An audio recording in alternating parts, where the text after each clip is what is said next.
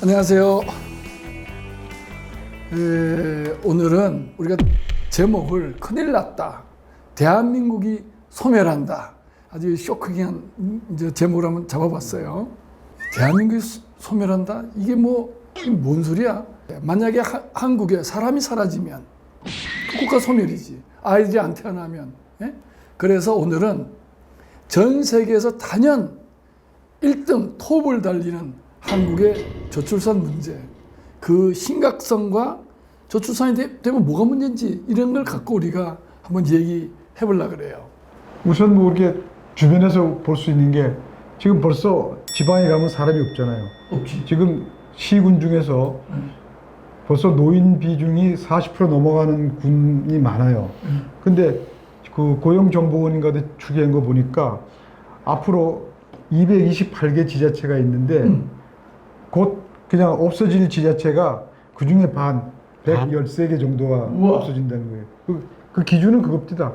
젊은 부인네 인구가 65세 노인네 인구의 반도 안 되는 지역. 그런 지역은 머지않아 다 없어진다는 거지. 그게 최근 추계로 볼 때 군 단위는 반 정도 다 없어진다는 거죠. 그럼 지방엔 우선 학교부터 문 닫기 시작을 해야 되겠네. 그죠? 그렇죠. 지금 학교도 보니까 벌써 초중고등학교에 학생이 10명도 안 되는 학교가 204곳이 있다는 거예요. 강원도에 중고등학교는 학생 수가 없어 중고등학교 통합이 됐는데 학생 수가 30명인데 교직원이 35명이야. 상당히 이상적인 교육 체제로 가는 거예요. 맞아요. 큰일 났어 진짜. 이게 이제 우리가 에피소드로 잠깐 얘기했지만 국가 전체로 보면 정말 심각한 게 작년에 우리나라 출산율이 합계 출산율이라는 게 평생 그 여성이 애 낳는 숫자인데 0.81명이라는 거예요. 그 작년이고. 네. 근데 이게 전 세계 한 200개 국가 중에 우리가 최저 수준이라는 거예요. 그리고 OECD 평균이 1.6명이나 됩니다. 그리고 우리가 노인 국가라고 하는 일본도 1.3명이 넘어요. 그리고 OECD에서 우리가 0.81명으로 꼴찌인데 우리 다음 나라가 스페인이 1.2명이에요. 2등 하는 나라가. 우리가 압도적인 0점대는 우리밖에 없네? 없죠. 그리고 심각한 게 1.3명 이하로 떨어지면 초저출산국이라 그러는데 우리는 2001년인가부터 초저출산국으로 떨어져가지고 지금까지 헤어나질 못하고. 우린 지금은 저출산 국가. 나라는 우리밖에 없어. 그러니까 기네스북에 오르고 하여튼 뭐든지 1등 해야 돼. 이렇게 출산율이 낮아지면은 그럼 이 세상에 어떤 일이 벌어질까요? 우리나라가 내가 볼 때 전에 우리가 세미나를 많이 했거든. 이 저출산이다. 어린이 관련 사업이 전부 비상이야. 그래서 어린이 관련 사업자 12그 분야에서 한 몇 년을 우리 세미나를 한 적이 있다고. 큰일 났다. 우리 망한다. 학교, 유치원, 산부인과, 의유산업, 무슨 다 망하는 거야. 그리고 이게 이제 그 국가 전체적으로 보면은 우리가 쉽게 생각할 수 있는 게 노인들이 잔뜩 있고 인구는 작년부터 줄고 있어요 이미.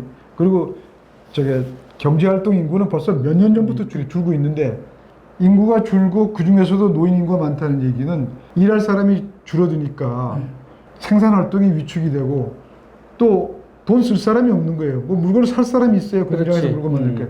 그러니까 소비도 안 되고 생산도 안 되고 그러니까 성장률이 내가 볼 땐 20, 30년 후에는 우린 거의 제로로 간다 이런 얘기죠. 그리고 병력 문제도 보통 문제가 아닌 게 군대 갈 사람이 없지. 작년에 26만 태어났다 그러거든요.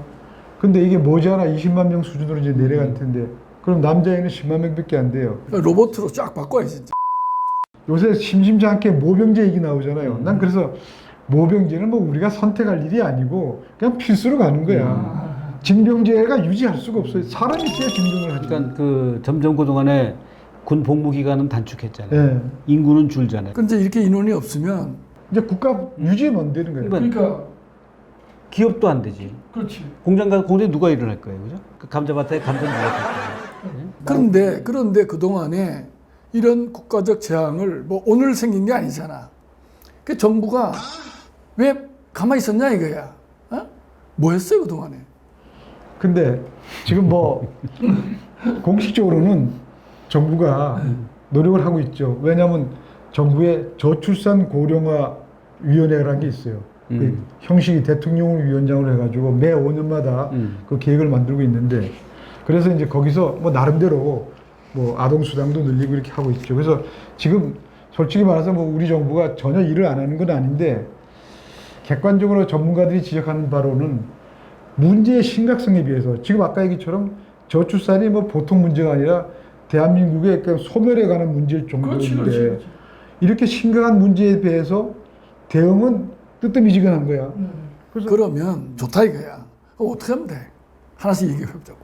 그런 얘기가 있어요. 그 유럽에는 그 소위 비혼 출산, 특히 프랑스 같은 데는 한 40%씩 된다는. 그게 법적으로 그 핸디캡이 없다 그런 얘기거든요. 근데 우리나라, 그래서 우리나라는 지금 소위 비혼 출산이 1.9%, 뭐 굉장히 적어요. 2%도 안 돼. 그러니까 혼인 신고를 안 하면은 출생 신고도 안 되고, 그 다음에 은행 대출 무슨 여러 가지 문제 제약들이 많기 때문에 그러니까 결혼 안 하고 애 놓는 건 여러 가지 형태가 있는데 이 문제는 정부도 또 사회 전체적인 어떤 컨센서스, 그렇죠. 합의 그러니까 이런 걸 다 전체적인 끌어내야 될 문제이다. 그죠? 문화가 좀 바뀌어야 되죠. 오케이. 우리나라 저게. 그 다음에 이제 이민을 또 받아들여야 되잖아.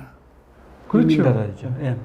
지금 대부분의 선진국들이 인구 문제로 다 고민하고 있는데 그 중에서 가장 폐쇄적인 게 우리하고 일본이에요. 일본. 예. 지금 독일 이런 데도 여전히 저게 그 저출산 문제를 하고 있는데 독일은 내가 알기로 뭐 외국인들 특히 터키나 이런 쪽에서 많이 받아들이잖아요. 그리고 세계적으로 지금 제일 어떻게 보면 활발한 경제인 나라가 미국이거든. 미국의 강점은 이민이에요. 그렇죠. 거긴 뭐 정말 그러니까 유럽에 비해서 미국이 잘 나가는 이유도 이민이고 그래서 우리는 지금 애를 낳지도 않고 낳도록 하는데 정부가 그렇게 열도 안 내고 비혼 뭐 이런 데 대해서도 별로 그렇게 안 하고 그럼 뭐 아무것도 안 하면 어떡하냐 이거지. 그래서 저는 이민청 같은 걸 만들든가 해가지고 빨리면 그 이야기 나오고 있으니 빨리 해야지. 그래서 이민을 개방적으로 해야 되고 그리고 이제 아까 대책 중에 이 그 추진 기구가 강화돼야 된다고 하는 것이 기획재정부 같은 데서 해가지고 이게 이제 한두 가지로 되는 게 아니잖아요. 예를 들어서 여성들이 직장에서 육아 부담 때니까 그 어린이 보육시설 같은 것도 제대로 돼 있어야 되고 다들 저게 일하고 싶어 하는데 애 낳으면 경력 단절된다 안 하고 있지. 또 주택 문제도 있지. 사교육 문제도 있지. 지금 풀어야 될 게 많단 말이죠. 이런 문제들을 그냥 진짜 국가에서 제일 중요한 과제로 차고 맞아요. 해야 된다 이거죠. 아까 그 이민 얘기를 했지만은 그 보면은 뭐 그동안 우리나라의 그 뭐야 산업 연수생 아니면 그 이 현장에 생산 요원으로 많이 들어와 있잖아요. 근데 그 사람들하고에 우리가 과연 잘 융화가 되느냐? 그 다문화 가족들. 네, 다문화 가족들. 지금 이제 텔레비나 문화적인 그런 방송이나 매스컴이 이런 문제를 계속 다뤄가지고 그런 부정적인 거. 그 혼자 사는 사람들 이렇게 프로그램들이 많잖아요. 무슨 돌싱 맞아. 그걸 막 비호하는 기분이 그렇지, 든다고. 그런 기분이 든다고. 그러니까 그런 거가 나라가 지금 망하게 생겼는데 소멸하게 생겼는데 이거를 뭐 아까 우리 뭐 예산이고 뭐 잘 살고 이게 문제가 아니야. 우선 사람이 없으면 안 되는데 나라가. 그래서 이제 우리 고도달 TV에 그 시청자들이 시니어들이 많아요.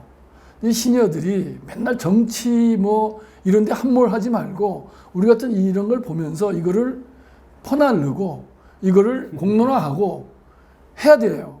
제발 좀 여러분, 시청자 여러분, 구독 눌러주는 것도 고마운데 좀 많이 좀 전달 좀 해주세요. 잘 부탁합니다. 나라 망하기 전에 잘 부탁합니다.